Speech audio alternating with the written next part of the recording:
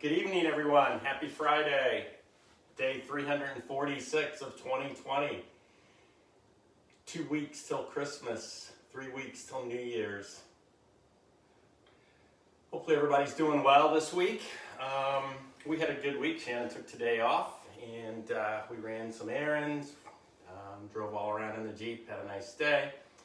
Our son Max is back in Maui, if anyone's interested. He called us today. He's having a good time. He starts his new job, I believe, next Tuesday or Wednesday. His first day back, his friends threw a barbecue for him, and they had wild boar and local deer. I guess I didn't realize those animals lived on the island, but they had a nice barbecue. And then the next day, his friend took him out spearfishing. This gentleman's also a chef.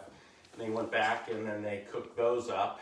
And then yesterday, I think he spent it, or maybe it was today, riding around on a moped that a friend of his lent him to use while he gets his car going after setting for 10 months. And for those that aren't familiar with his story, he was doing an around-the-world trip. He had saved up all his money for a year and was going to travel around the world going through Southeast Asia. And I was supposed to meet him in Portugal. And the COVID kind of messed everything up, and he got stuck in Laos for 72 days. So anyway, we've got a really good show for you tonight, and I think I'm going to turn it over to Shannon, and she is going to talk to you about some of our after-dinner drink choices that we tend to enjoy. So good luck. Thank you. Stay here. Welcome, everyone. Today is Mike's birthday, so let's all wish him happy birthday. Happy I'm birthday, 39. baby.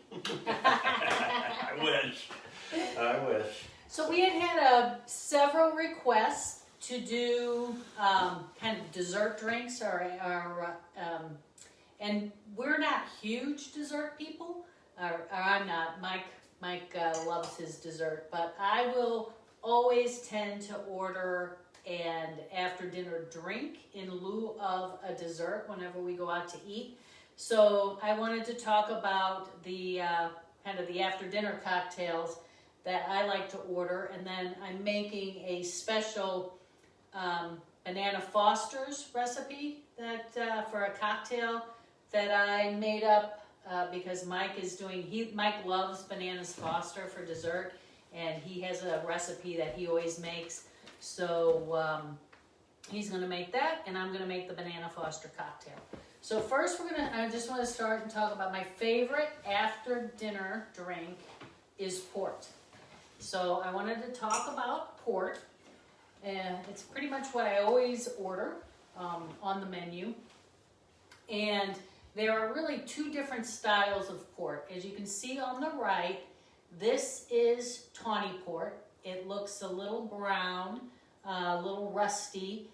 Tawny port is aged in cask barrels, and it is aged, depending on how long it's aged. This one actually is Mike's birthday gift. It is a Ramos Pintos 20, so this has been aged in a cask barrel for 20 years.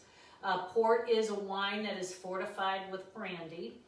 This one is from Portugal, and Portugal is really where port originated from. We actually discovered this port when we were in Portugal, when we were in Porto. We had gone on a food tour, and one of the guys highly recommended this. Now, the price point of this has changed drastically since when we used to love it, but this is one of Mike's birthday gifts. So I highly recommend port, but there's tons of great ports. 16 grapes is a good port, as is, any of the Grahams or the Sandman or the Taylors. There's some good price point ports. This port is a ruby port, so you can see it's much more red. Looks more like a ruby. A ruby port is much younger. It's maybe aged in a cask for 2 to 3 years, and this port is actually a port from Missouri. Do you know the story? I don't know the story behind this. Mike does. Yeah, that is a port wine from a German community about 70 miles west of St. Louis, out on Highway 100. The town is called Hermann, Missouri. It's a big German settlement And when they migrated there, they brought along a lot of different vines and things of that nature. A friend of my brother's owns this. I think it's called Putka, is the vineyard there. And then my brother's really good friends with the vintner. And every year he sends me up a bottle of this port. So it's good, it's light, we like it. This is definitely my favorite, but it's a different style altogether. Here, come, happy birthday, come taste your port. Thank you. Cheers. Cheers. Love you. Love you. That is so delicious. So the ruby is very fruity tasting, very fresh tasting, and the tawny is going to be more nutty, a little deeper. So if you haven't had port, don't be afraid. I highly recommend it. The other thing that's great about port is you open the bottles, you cork them, you put them, after you open them, you have to put them in the refrigerator, but they'll stay in the refrigerator for a year or two. So you don't have to worry about drinking the whole bottle when you open it. But you do want to make sure you keep it refrigerated. Funny thing is we've never had one last a year in the refrigerator, so we can't honestly say it maintains a full year. This is true. By the way, I want to welcome a couple people. First off, my cousin Sarah Barnhart Friese, welcome, happy birthday. Yes, today's a good day. And then second, I'd like to welcome the son of a good friend of mine from high school, Blind Pig Liquors out of Houston, Texas. That's Carl Struberg's son. I forgot your name, I apologize, but I know you said you were going to watch tonight. We've had a busy day and I forgot to check. So. Okay, well, not talk about. So Mike is going to talk about the Irish whiskey because this is his favorite after dinner liquor to order at a restaurant. So he is going to talk about these, and this one is actually the Yellow Spot is his second birthday gift. Okay, so Irish whiskey, I don't know a lot about it. I know what I like, and so I'm just going to share that knowledge with you. This is this is a Redbreast 15-year-old. It was in cask for 15 years. It's distilled by Middleton Distillery, and they're obviously in Ireland. It's Middleton makes a variety of Irish whiskeys. This is my favorite right here. I think it's one of the top rated. Yellow Spot is it's a new one. Actually, let me back up. On this, I first discovered this about 3 or 4 years ago with some friends of ours from Dallas that came up to town. Their son was going to Brandeis, I believe, or Bentley, I forget, one of those B schools. And they came up and we went out and we were down in the North End. We were walking back to, I don't know where we were walking back to. We were walking back somewhere to the train. Hotel. To the hotel. Okay, we were going somewhere. And then we stopped off. Dennis said, oh, let's go in and let's get an after dinner drink or a good night drink. And we went to this bar that we know of. It's a bar restaurant. And he ordered these for me and him. And I was like, okay, I was hooked. I've turned on several people. Bobby Angelis likes it. Steve and Anne-Marie like it. Yellow Spot is also another good Irish whiskey. This is a 12-year-old. It's got a little different profile than this one does, but they're both just really nice. Now, these are not mixing. Shannon's going to show you how to make an Irish coffee shortly.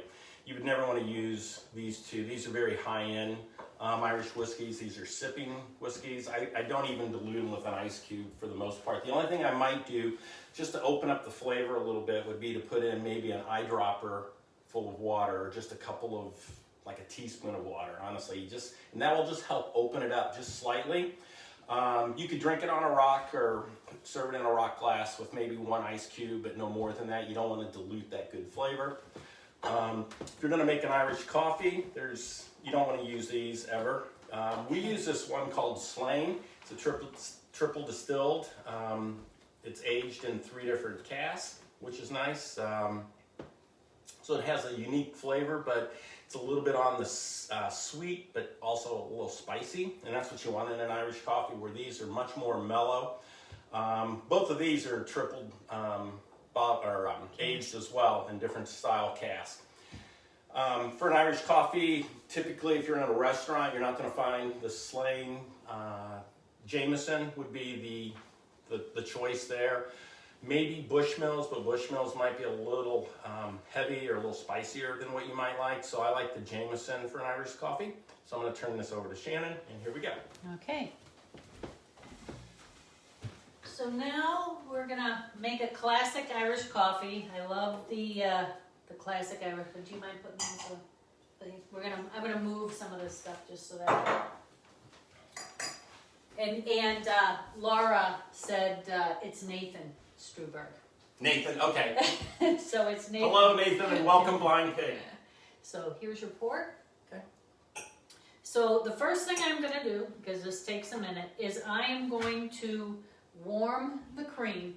Whenever you make a warm drink, you want to make sure that all the components that you put into that warm drink are actually warm, or else it's just going to make the coffee lukewarm, and who likes lukewarm coffee?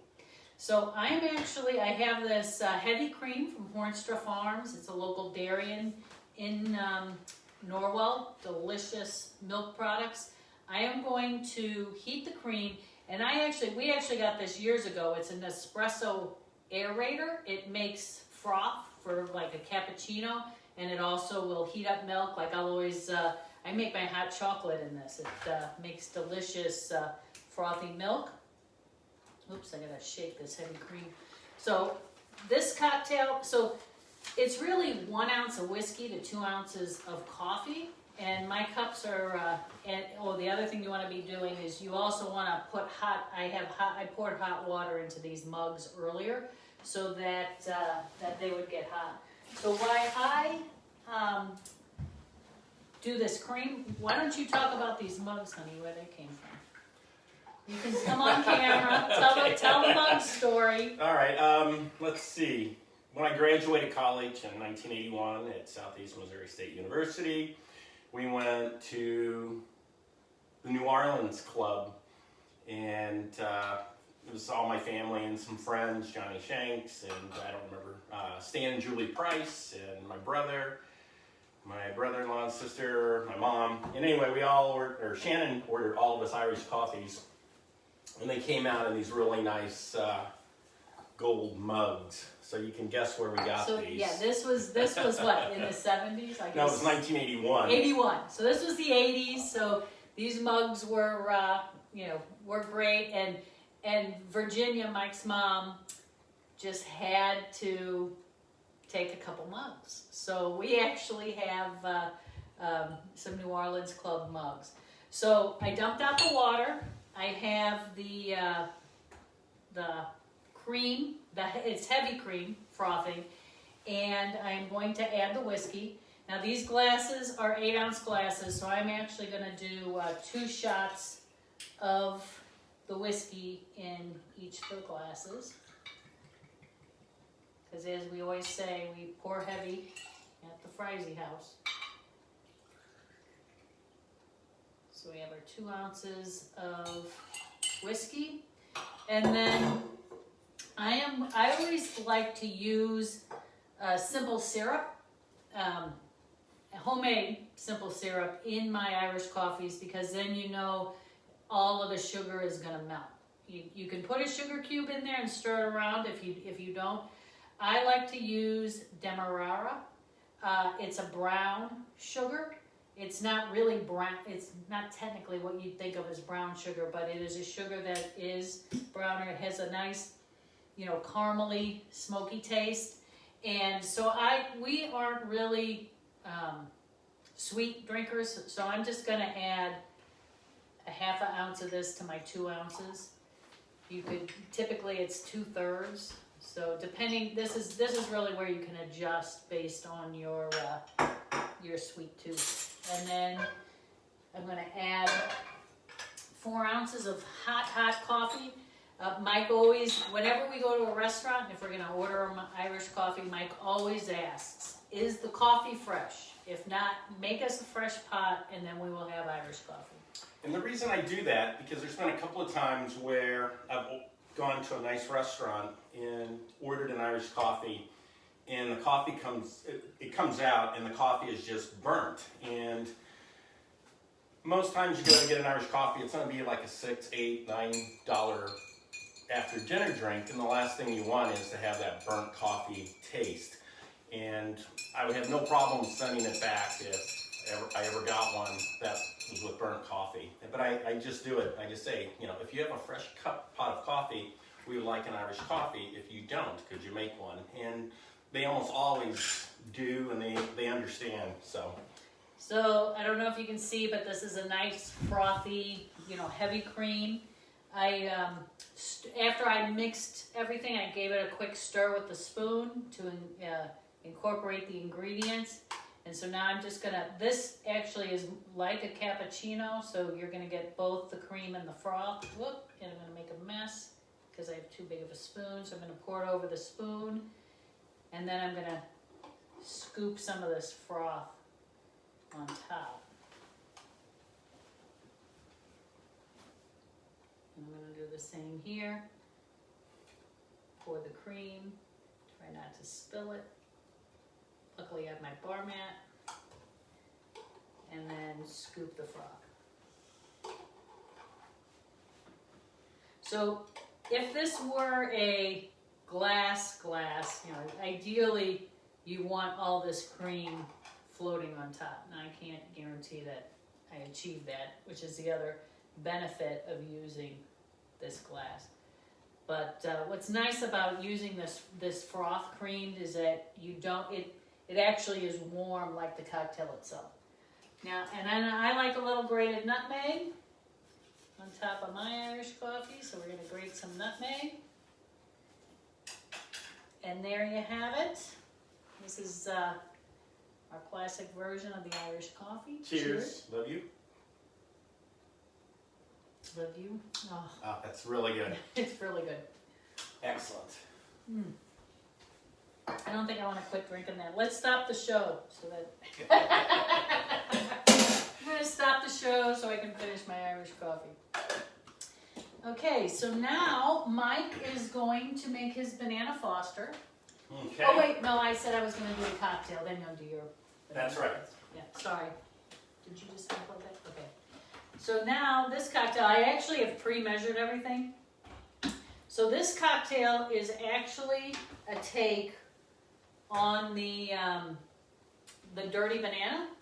So I basically took a Dirty Banana recipe and turned it into my version of the Banana Foster. So, and I will explain the difference. So basically this recipe, I already poured it out. It's 2 ounces of dark rum, 1 ounce of cream de cacao,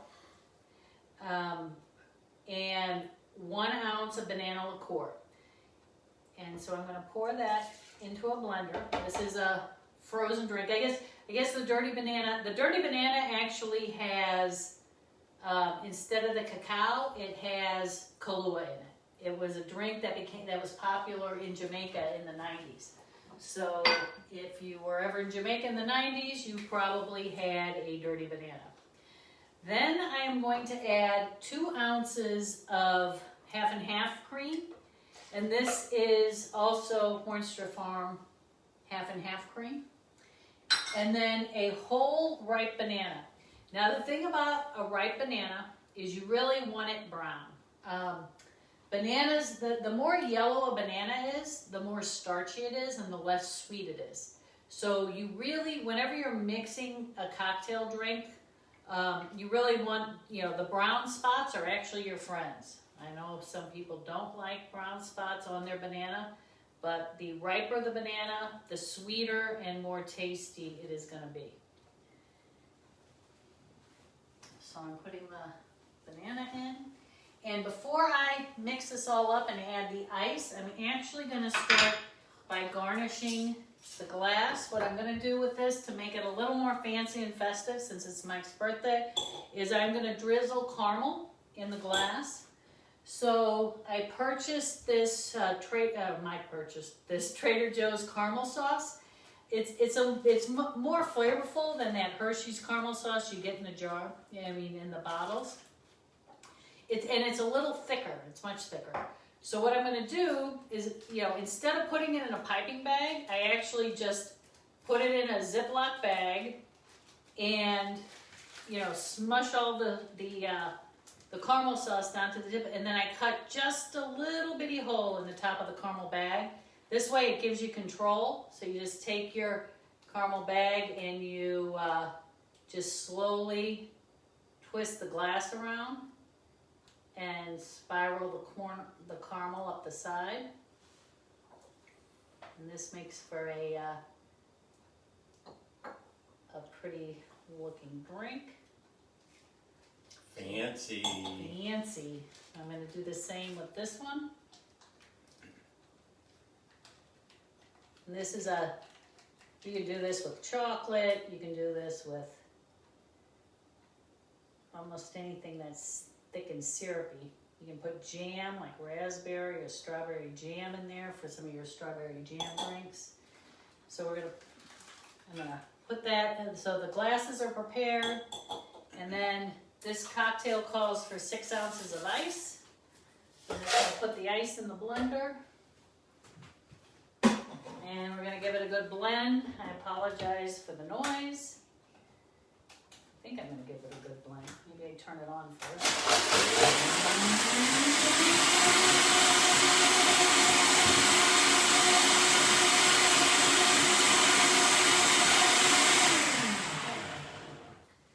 So give that a good blend. Now this cocktail, I'm splitting it between these two. I think these are 10-ounce glasses. Honestly, I didn't measure them first. So we're just gonna, it's nice that this one makes 2, so I'm just gonna pour it from glass to glass, kind of step it up just to make sure I get an even pour in each glass. And I actually really like using the cream and the ice instead of ice cream in my dessert cocktails, just because they're not near as, it's not near as sweet, and there's not, believe it or not, there's not as much fat in them. So now, I asked him, please be quiet when you open the refrigerator. Why don't you leave it out? So now, to give it some of the Banana Foster flair, I'm going to grate a little bit of walnut on top. If you're not allergic to nuts, it's give it that walnut flavor. I also experimented with making caramel candies, so I made little caramel coated walnuts that I'm gonna drop in. Some fancy little caramel, whoop, that one broke. Whoop. Like this is a nest of caramel. I'm gonna just put that on top. And then I'm just gonna do a quick slice of some banana chunk to put on the rim. I may save my drink for later because I'm getting too many flavors going. So you gotta at least taste. Oh, I will. Just cheers. Pretend you're sipping it. Okay. So there is the Banana Foster dessert cocktail. These glasses look familiar. Yeah. Cheers. Cheers. Love you. Love you. I think these are my mother's glasses.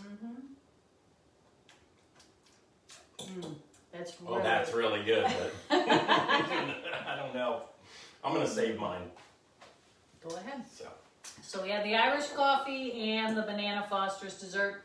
That drink, you can make a dirty banana. You can make a screaming banana. You can replace the rum with vodka.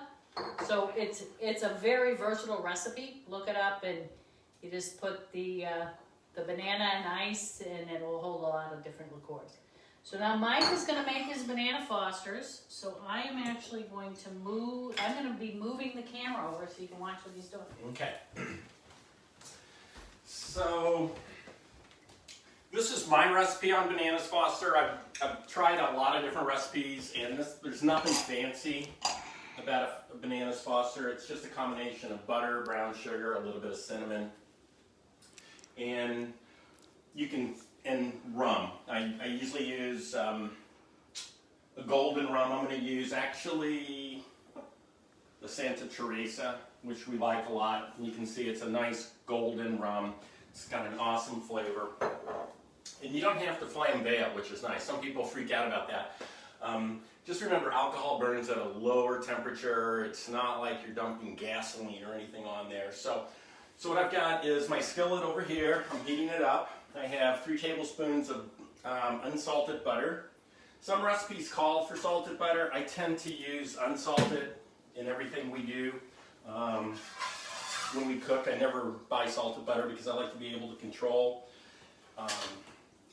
my own spices and elements of flavor. So we're just going to melt this butter down. I'm going to go ahead and just dump in, this is about 3 or 4 tablespoons of brown sugar. And then I have about a quarter teaspoon of cinnamon. And I'm just going to let this melt down. And then add just a little bit more butter. So, if you follow my cooking, what you'll find is that I don't really use recipes unless I'm baking, because baking is like a chemistry and you need to be precise when you bake or you're making pastries or pies or cakes. All my other recipes, it's all sort of by the seat of my pants, okay? And just use your own intuition in terms of what's going on. So, over here, while that's melting down, and I want to get a little bit of a brown on that, come over here, and I have my bananas. Now, I wash these off. People say, you wash your bananas. Yeah, because I don't know where and what these are treated with coming into the country, so I always wash bananas before I handle them.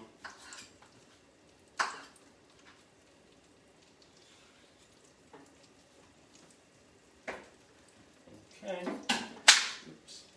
That looks a little extra right there. So you can do these 2 ways. You can sort of fillet it down the middle and cook long pieces. Can you turn that down just all the way?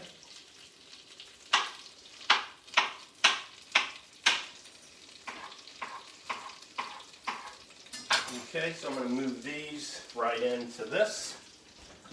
Whoa, bananas everywhere.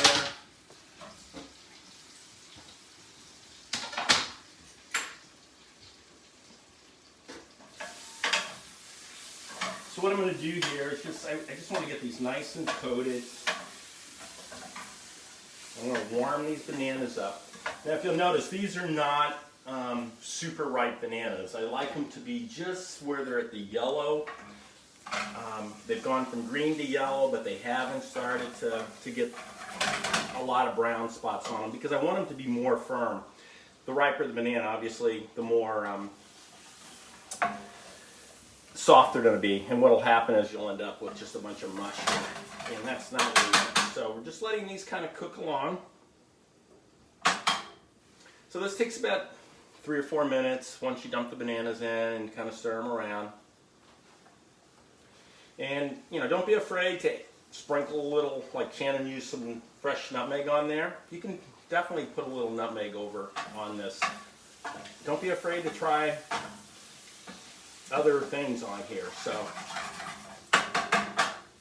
But basically it's brown sugar, butter, a little bit of cinnamon.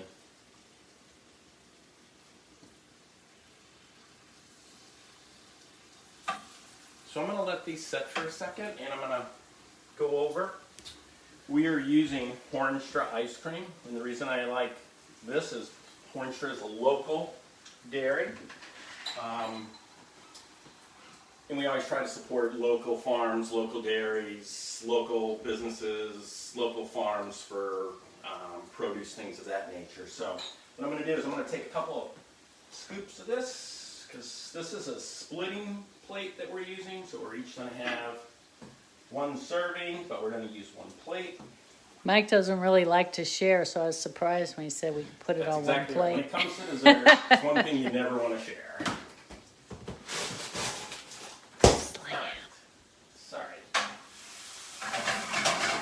So give these a little toss around. You can see everything's bubbling nice. So now it's the flambe or the non-flambe. It's kind of your choice there. So I always take it off the fire. Oh yeah, that's good rubber. stir it around. Just give it a nice flame. That will just cook down. If it gets too big, what you can do is throw the lid on it. You want the alcohol to cook off. You want it to come to a nice boil, as you can see.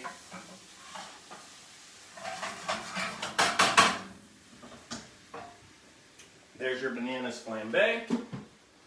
We are going to take our, where's my scoop?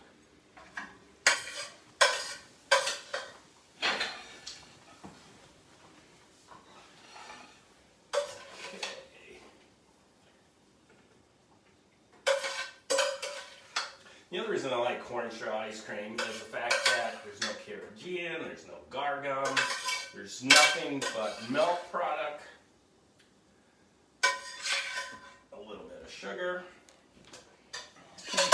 Put some of your fancy caramel stuff on there. Yes. And then Shannon was kind enough to make me some fancy caramel stuff. And I'm not very decorative, so we'll just do what I can do here. Let's. Well, I'll just eat that one. That one's good. That's fancy Anyway. enough.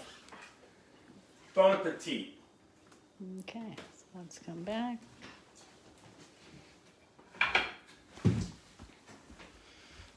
Keep. Watch out for the door. Talk. Watch Yeah, out, watch out, watch out. Walking backwards after my cocktails. Okay. Okay. So that's it. That's what we have for tonight. Hopefully you guys enjoyed this. I know the show was a little longer. We had a few things to cover. We really enjoyed having you guys join us tonight. Thank you for all the comments. Please try to follow us on Facebook. We're on Instagram. And we have our website. And we have a website. So all the recipes that we've done in the past, as well as tonight, are listed at friesiescornerbar.com. Like, share, comment, follow. Okay. Have a Happy great birthday, weekend. baby. Thank you, baby. Love you. Love Thank you you guys. for watching. Bye-bye.